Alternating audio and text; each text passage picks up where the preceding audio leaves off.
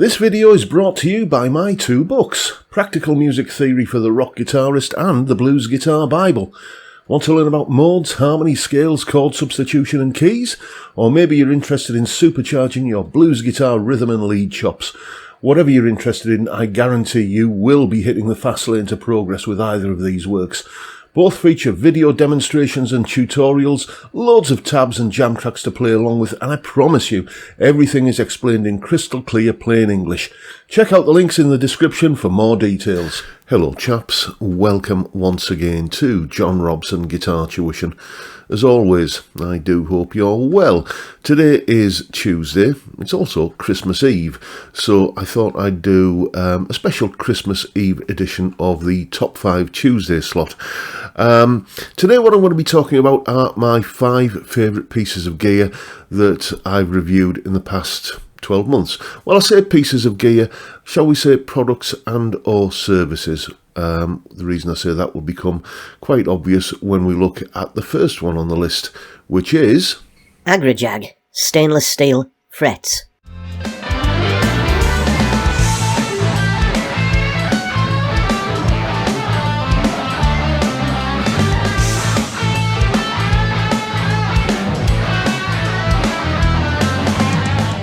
Yes, Agaraj Guitars. They are my local luthiery workshop, guitar builders, guitar technicians.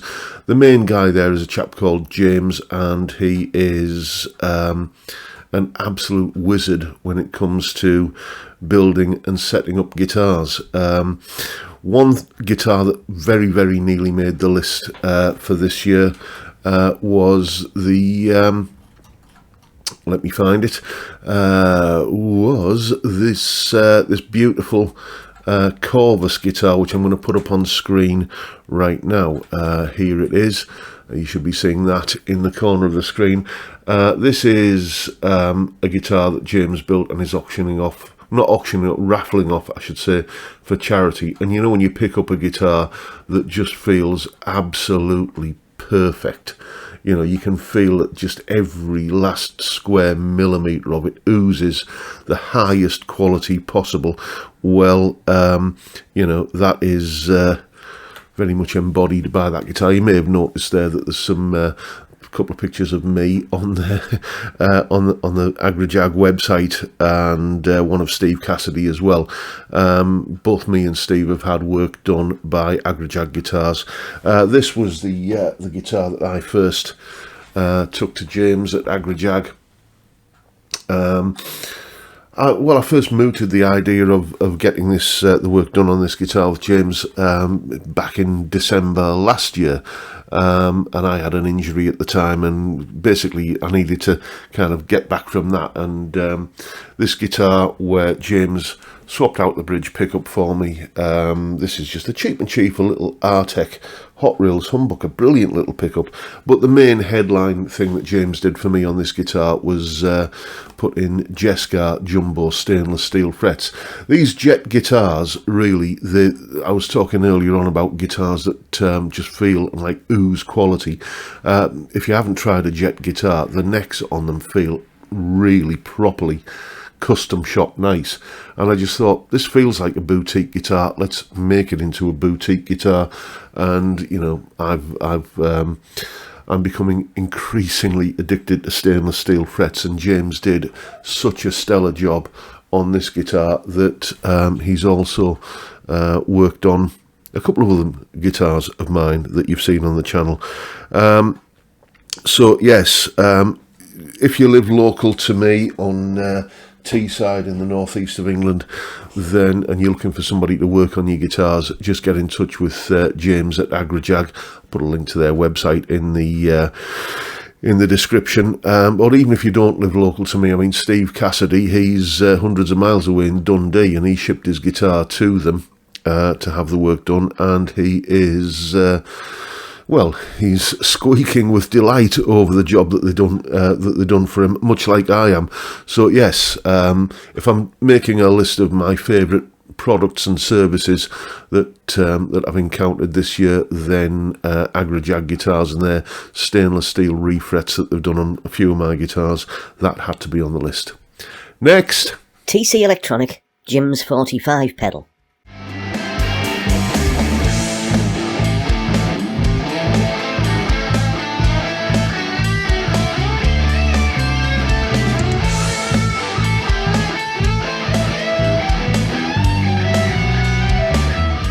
Yes, this pedal. This TC Electronic Jim's 45 pedal. I'd had a brief play through one that a student had brought in. Like I said, brief, about 10-15 minutes play through it in the lesson. And I was impressed with the sound. And then I did a video where I was talking about, like, you know, if all my gear had kind of got stolen, or if I was absolutely broke and had to sell everything and needed to recreate my kind of tones on a budget, what would I get? And I paid, I think, about £75 for this. It's a B stock from Toman, and yeah, it's a Marshall JTM 45 in a pedal. It's got that grunty mid-range honk that you expect of an old Marshall, and you know, that warmth and touch sensitivity that goes with that you just get from that. You used to be able to say you can only get that kind of feel through by playing through an old valve amp. Well, you know, no longer. This is an absolute beast of a pedal. You know, the only reason I don't use it all the time is because, you know, the Blue Guitar Amp 1 Mercury Edition is kind of wired into. But I'm going to probably start using this a little bit more. I think I prefer the clean tones out of this. Actually, having A-B'd them a little bit, the clean tones out of this pedal. The clean tones that come out of the Blue Guitar Amp 1 are nice, very nice, in fact. But there's just, I think, just that little bit more something about the clean tones that come up with it. I mean, odd thing to say, isn't it? You know, a Marshall simulation, and you kind of, I'm praising it for its clean sounds, but I really do like the tones that this pedal produces. And as I say, in terms of bang for buck, I think these full price are about £100. As I say, I got mine a little bit cheaper than that because it was a B stock. But yeah, I'm really, really liking this pedal. Definitely one of the standout products I've tried this year. So there you go. Let's see what's next. Paul Reed Smith SE CE 24.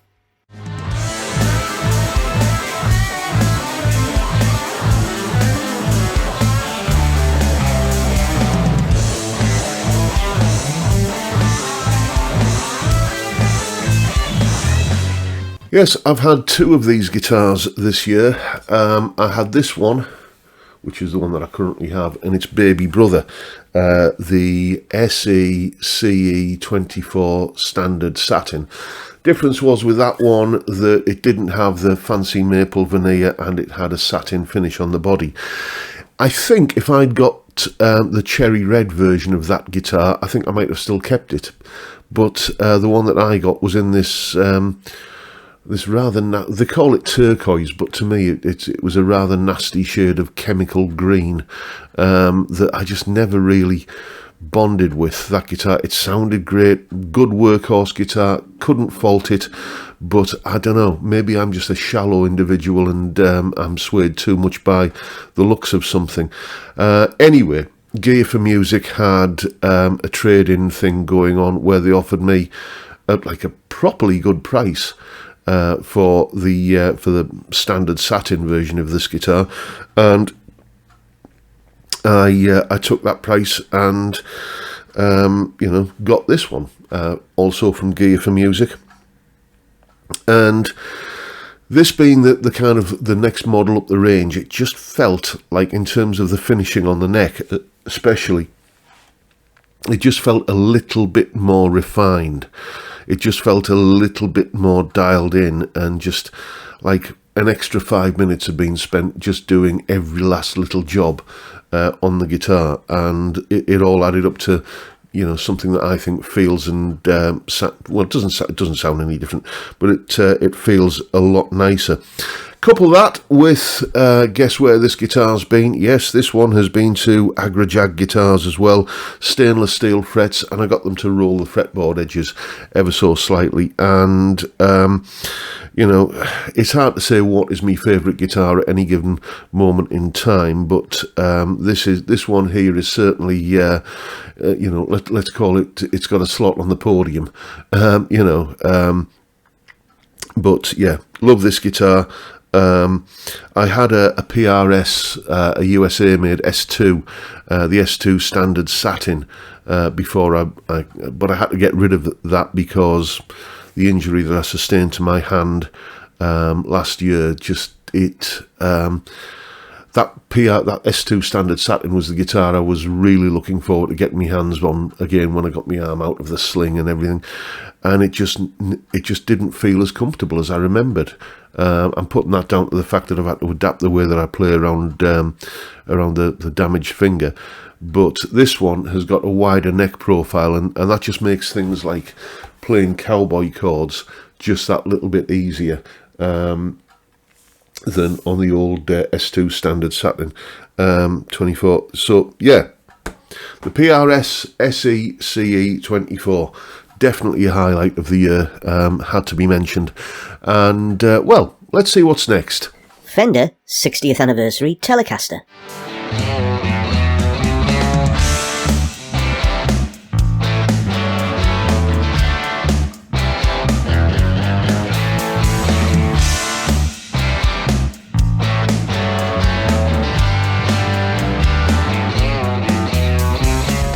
Yes, this one was very kindly loaned to me by a viewer. It is his pride and joy, and I think I said at the time, is this the best sounding Telecaster I've ever played? There's the shot from the original video.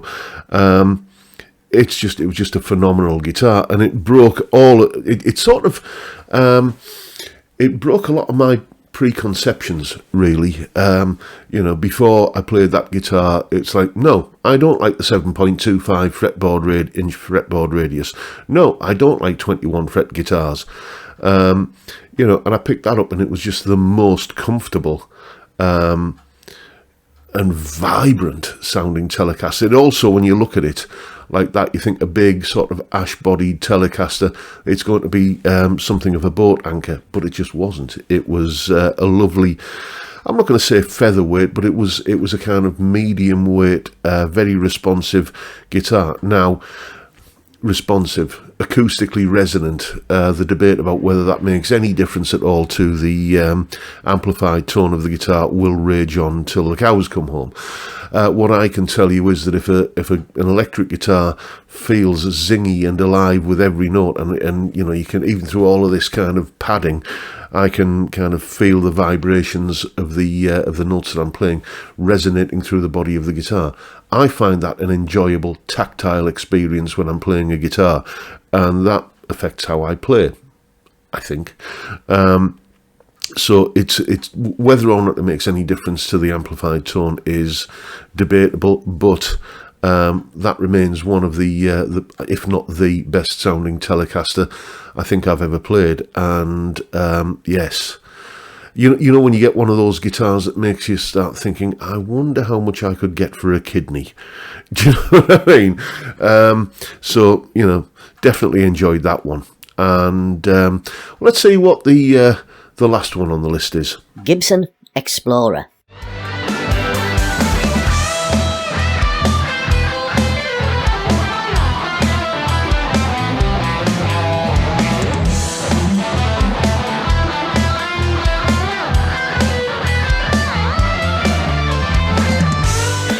Yes, another very, very generous viewer of the channel, a chap called Phil.